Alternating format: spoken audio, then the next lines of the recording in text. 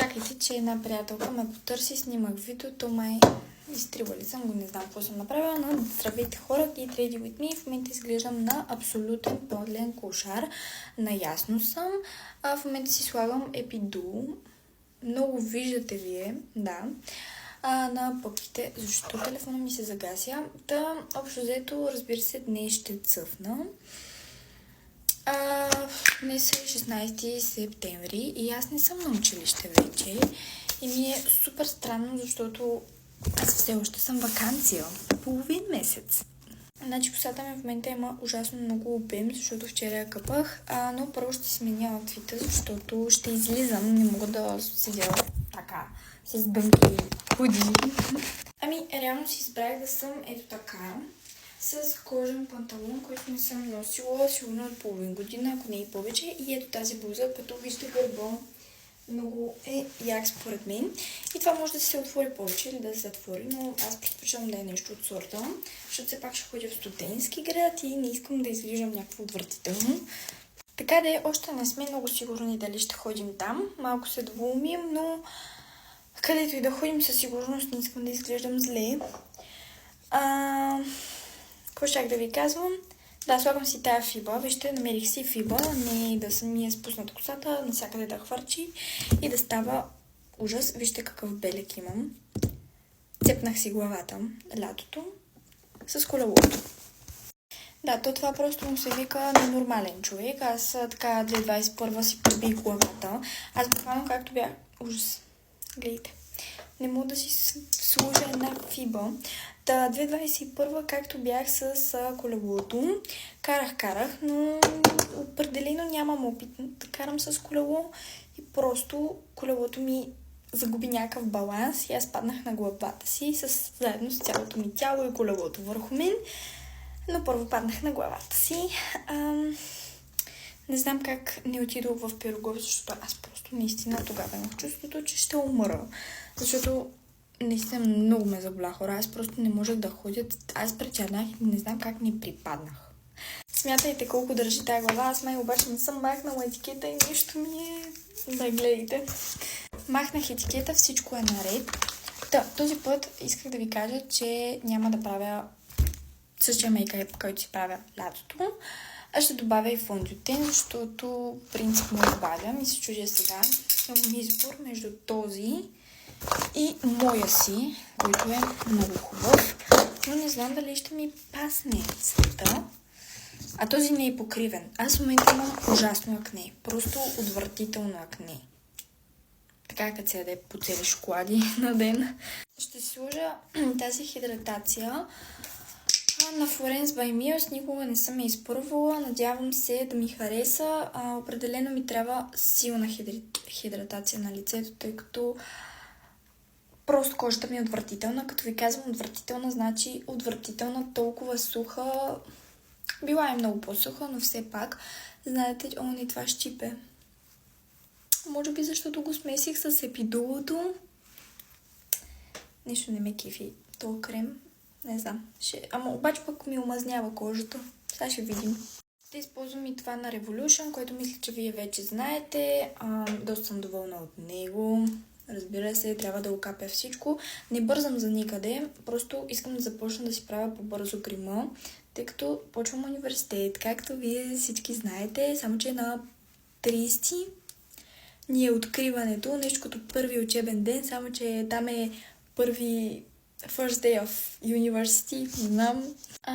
Направих си хидратация с това балсамчето на Florence by Mills. Така, надявам се това видео да не стане 1000 часа и да не снимам втори час, но набързо ще ви обясня. Защо слагам това нещо отново и защо кожата ми изглежда толкова странно. Не знам дали забелязвате промяна, но общо се гримирах. И спрях да снимам Get Ready With Me и бях като няма смисъл, не ми се получава, очевидно нищо не правя като хората, дрън. И мисля, че това нещо ми се върна тъпкано, защото все пак ви обещах да правя Get Ready With Me, просто се ядосах ужасно много, тъй като кожата ми реагира, мисля, че много зле от това нещо. Още откакто почна да ме щипе, в смисъл не си усещах кожата окей, когато си нанесох продукта. И разбира се, когато си сложих фондютен, коректор, трябваше да ми стане на люспи, ето тук. То няма как да не ми стане, нали? Успи, то самото око ми е на някакви като точки ли, не знам, не мога да разбера. Много ме дразни абсолютно всичко и да. Да, и мина 1 час. Сега ще опитам да ви показвам с какво ще се гримирам. И да. Първо ще използвам това на Fit Me, ще сменим малко коректора, както направих преди малко. Нямам идея как ще се отрази това нещо. Надявам се. Стига де, защо коректора застава по този начин и много ме щипе. Мали човек много ме щипе. Не мога да разбера, не мога да си намеря правилната хидратация за кожата. Ужасно чувствителна ми е кожата, хора. Смисъл, аз наистина ще се разработя, защото нищо, каквото и да сложа, просто тя не приема нищо. Стига. В смисъл, това наистина е много дразнещо. Приличам на мумия, игнорирайте. Сега ще си сложа от този фонден и ще оправя положението, обещавам. Добре, станах на мумия. Не знам дали приличам на мумия, но мисля, че ще оправим положението. Дайте ми малко време. Надявам се, поне. Смисъл, не обещавам нищо, защото аз просто се отчаях от себе си. В смисъл, вие не знаете какво да се отчаяш от себе си. Слагам хайлайтър. Не знам, не мога да ви кажа на какъв хайлайтър е, но общо взето исках да ви кажа, че за сега грима става добре, просто очната така много ме притеснява как ще се получи, защото определено не искам да се ядосвам. Наистина, повярвайте ми, достатъчно бързам. Така, какво ще да правя сега? Очна. Ау! Ощипах се. Чакайте, стойте. Не, много е мръсно, много мразя. Мисля, че наистина трябва по-бавно и спокойно да действам, защото имам време все пак. 15 минути някъде. Ще видя сега автобуса ми в колко идва. Добре, свих си миглите. Отново слизам сложила телефона. Какво ще да правя сега? Очна. Не искам. Буквално очната линия стана много добре и се гримирам за сега за 15 минути. Буквално за 1 минута направих очната линия. Надявам се така да минава процеса. Дооправих се и сега на другото око. Ще видим резултата. И разбира се, то глас ще се оправи ли някога? Тази очна трябваше да ми е по-голяма от тази. Наново. Аз очевидно много обичам да си губя времето в правене на очни линии. Това ми е любимото занимание. И много обичам да се ядосвам, да се разпада всичко, да съм изцапана. Като цяло... Аз дори не знам защо се ядосвам. Просто защо много мразя. Хора, наистина, не ми се беше случвало отдавна да се ядосвам. Ама толкова много. Бючи блендъра ми става нищо. Но този път много се ядосах. Ама наистина, къде ми е? Така. Сега как да си намажа друг бючи блендър? Тръгвам да я правя, само трябва да я дооформя. Проблема е, че очната ми линия свършва отново. Това вече не знам, 10-та ми очна линия за годината ли е, даже 12-та, не знам. Гърба ми супер много ме заболя, буквално целият кръст, умирам, хора, но все пак 2 часа седях или час и половина, нещо от сорта и 33. Направих си очните.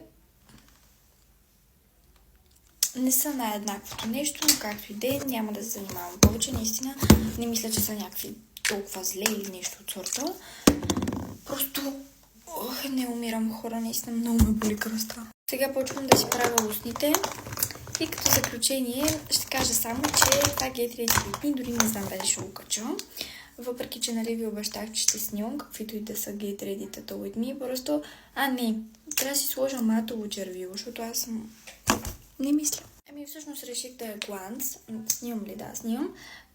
В крайна сметка, като заключение, не ми обръщайте внимание. Просто аз много се ядосвам, когато нещата не станат подред. Примерно, наумила съм си нещо и то не се случи така, както аз искам. И съответно това провокира в мен много голяма агресия.